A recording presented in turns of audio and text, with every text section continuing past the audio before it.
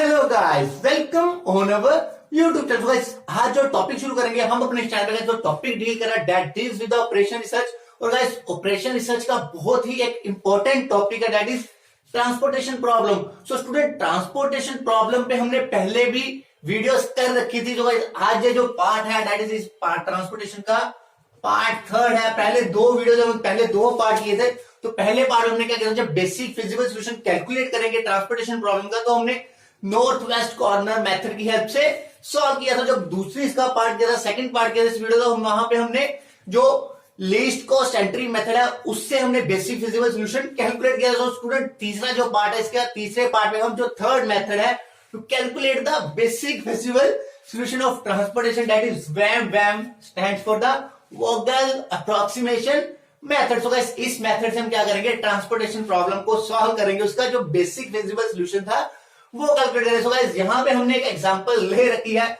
यहां पे हमारे पास 3 रो है और 4 कॉलम है। सप्लाई की बात करें, यहां पे supply 60 plus 100 plus 40 that means 200। और डिमांड की बात करें that is 20 plus 50 70 plus 50 120 plus 80 that is also 200। मतलब जो हमें ट्रांसपोर्टेशन प्रॉब्लम यहां पे दी गई है वो कौन सी ट्रांसपोर्टेशन प्रॉब्लम है, बैलेंस्ड ट्रांसपोर्टेशन प्रॉब्लम है। तो इस प्रॉब्लम पे अभी अप्लाई करेंगे स्टूडेंट्स वैम मेथड्स। तो वैम मेथड्स कैसे अप्लाई करते हैं स्टूडेंट, यहां पे हमने यूपी1 यूपी2 यूपी1 दैट इज यूनिट पेनल्टीज, हमने पेनल्टीज यहां पे कैलकुलेट करने हैं। तो इस पेनल्टी कैलकुलेट करने का जो वे है, जो मेथड है, वो क्या करेंगे कि जैसे ये जो फर्स्ट रो थी, हम फर्स्ट रो में से देखेंगे स्टूडेंट की जो सबसे छोटे दो एलिमेंट्स है, सबसे कम दो कॉस्ट है, वो कौन सी है। तो फर्स्ट रो की बात करें, यहां पे जो सबसे छोटा था स्टूडेंट, एक था 3 और एक था 6, 3 और 6। बाकी 7 भी 6 से बड़ा, 8 भी 6 से बड़ा। हम दोनों का डिफरेंस निकालेंगे, 6 माइनस 3 हम कर लेंगे स्टूडेंट, कितना डिफरेंस आ गया इसका, 3 डिफरेंस आ गया। तो पहली जो हमारी रो थी उसकी यूनिट पेनल्टी हमारे पास आ चुकी है। अब क्या करेंगे, सेकंड रो के भी सेम वे से हम क्या करेंगे, यूनिट पेनल्टी कैलकुलेट करेंगे। तो यहाँ पे कितना थे, लोएस्ट जो थे 4 और 2, तो 4 और 2 का डिफरेंस स्टूडेंट यहाँ पे कितना आ गया, 2। उसके बाद स्टूडेंट बात करें, यहाँ पे लीस्ट था, एक 1 था, उसके बाद था 2, और 1 और 2 का जो डिफरेंस है दैट इज स्टूडेंट वो कितना है, 1 है। 2 माइनस 1 आ गया 1। तो ऐसे हम क्या करेंगे, सारी जो रोज है उसकी यूनिट पेनल्टी 1 निकाल लेंगे। अभी हम कॉलम की यूनिट पेनल्टी निकालेंगे। यूनिट यहाँ पे भी यूपी 1 पे देखेंगे। अभी कॉलम की बात करें, 1 2 3 4 यहाँ पे कॉलम है। तो सबसे पहला कॉलम, उसमें दो लीस्ट है दैट इज 4 और 2, उसका जो डिफरेंस आ गया 2 आ गया। नेक्स्ट में जो छोटे थे कॉस्ट वो थी 3 और 2, 3 और 2 का डिफरेंस आ गया स्टूडेंट 1 हो गया। 5 और 5 का डिफरेंस कितना आ गया स्टूडेंट, 0 आ गया। तो उसके बाद स्टूडेंट 6 और 1, इसका जो डिफरेंस आ गया 5 आ गया। 6 माइनस 1 इक्वल टू 5। तो स्टूडेंट्स, अब हम करेंगे क्या, हमने दोनों यूपी1 थे, मतलब यूनिट पेनल्टी 1 रो वाइज और कॉलम वाइज, इन दोनों को क्या करना है, कंपेयर करना है। तो देखना इसमें से जो सबसे हाईएस्ट डिफरेंस है वो कौन सा है। तो सबसे हाईएस्ट डिफरेंस यहाँ पे 3 था, इसमें यहाँ पे था 5, तो दोनों में से हाईएस्ट कौन सा है, 5। ये जो 5 वाला क्या है स्टूडेंट, कॉलम है। हम यहाँ पे सबसे पहले क्या करेंगे, टैग करेंगे, अटैच करेंगे जो हम ट्रांसपोर्टेशन प्रॉब्लम को। तो यार यहाँ पे देखेंगे अभी जो ये कॉलम था उसमें से सबसे छोटा एलिमेंट कौन सा था, दैट वाज 1।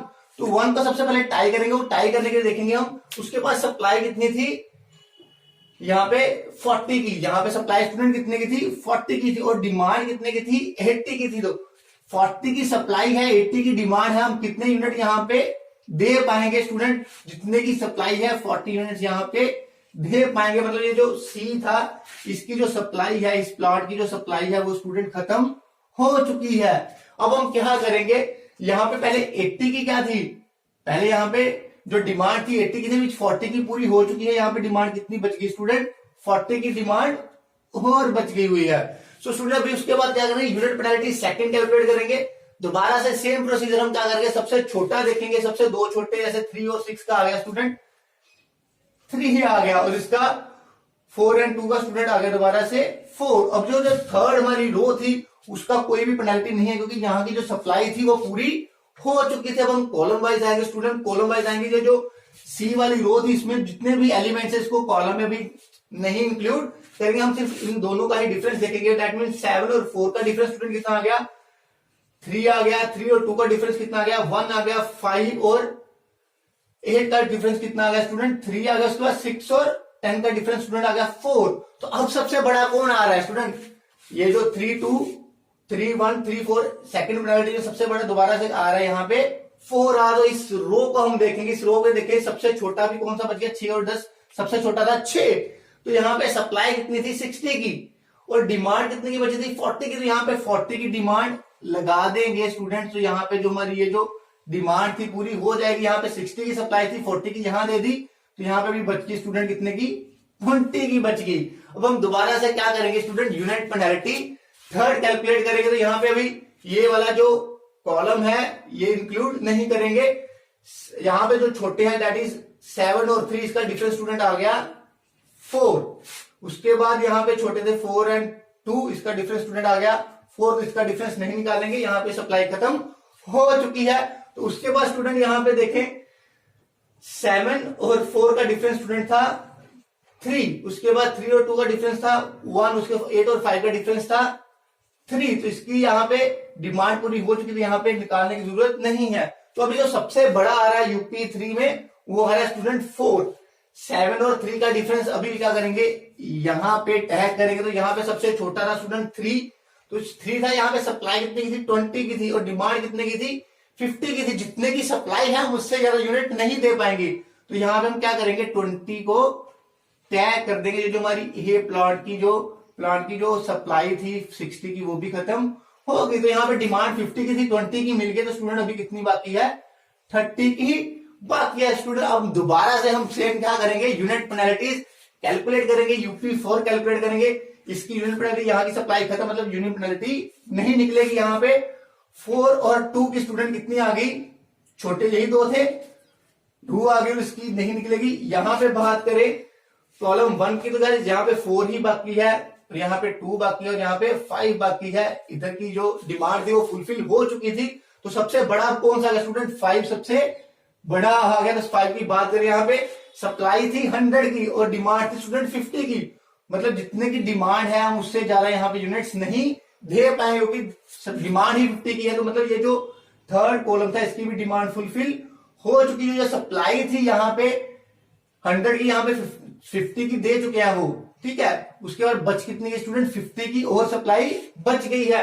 तो हम क्या करेंगे अभी इसके बाद यूनिट पेनल्टी 5th कैलकुलेट करेंगे। तो गाइस यहाँ की यूनिट पेनल्टी नहीं आएगी, यहाँ पे यूनिट पेनल्टी कैलकुलेट करेंगे। 4 और 2 का स्टूडेंट डिफरेंस आ गया हमारा 2 और उसके बाद यहाँ पे भी नहीं आएगी। यहाँ पे 4 आ गया स्टूडेंट और 2 आ गया, इसका भी जो डिमांड फुलफिल हो चुकी थी इसमें डिमांड फुलफिल हो चुकी। सबसे बड़ा स्टूडेंट यहाँ पे आ गया 4। जब हम 4 की बात करेंगे स्टूडेंट, सप्लाई अभी हमारे पास कितनी थी 50 थी और डिमांड हमारे पास कितनी थी स्टूडेंट जस्ट 20 की। तो यहाँ पे हमने क्या किया 20 को टैग कर दिया और ये जो डिमांड थी फुलफिल हो चुकी है।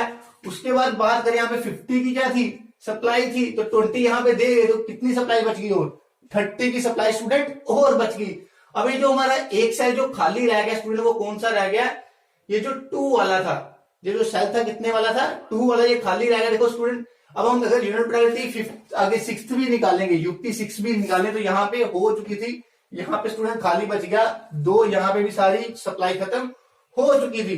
अगर यहाँ पे यूपी 6 निकालें तो सारी डिमांड कंप्लीट थी, यहाँ पे खाली 2 बचा था, डिमांड कंप्लीट थी। डिमांड कंप्लीट थी मतलब 2 को ही टैग करेंगे स्टूडेंट। यहाँ पे सप्लाई कितनी थी 30 की बच गई थी और डिमांड भी कितने की बची हुई थी गाइस 30 की बची हुई। जैसे हम 30 टैग कर देंगे तो हमारी डिमांड सप्लाई सारी कंप्लीट हो जाएगी। तो इसमें से हम क्या करेंगे टैग्स करेंगे हम बेसिक फिजिबल सॉल्यूशन निकालने के लिए अकॉर्डिंग टू वेन मेथड। अब चेक करें कि जो बेसिक फिजिबल सॉल्यूशन है ये हमारा ठीक आ रहा है कि डीजेनरेसी की प्रॉब्लम तो नहीं आ रही। हम यहाँ पे कैलकुलेट करेंगे, हमारा फॉर्मूला था m+n-1 अगर इक्वल आता है ये जो टैग्स के, तो हमारा जो ये था हमने बेसिक फिजिबल सॉल्यूशन निकाला था ये करेक्ट था। तो गाइस यहाँ पे रो कितनी थी 3 रो थी, 4 कॉलम्स थे, -1 मतलब 3 + 4 7 -1 6, यहाँ पे 6 टैग्स आने चाहिए। तो हम कैलकुलेट कर लेते हैं that is 1 2 3 4 5 and 6। That mean जो हमारा क्वेश्चन है एकदम ठीक है। अब हम क्या करेंगे इसके कॉस्ट कैलकुलेट करेंगे। टोटल जो कॉस्ट आई है ट्रांसपोर्टेशन की हम कैसे कैलकुलेट करेंगे गाइस। ये जो था 3 cos c × 20, यहाँ पे यूनिट्स टैग थे। उसके बाद इसमें ऐड कर देंगे 4 × 22 × 35 ×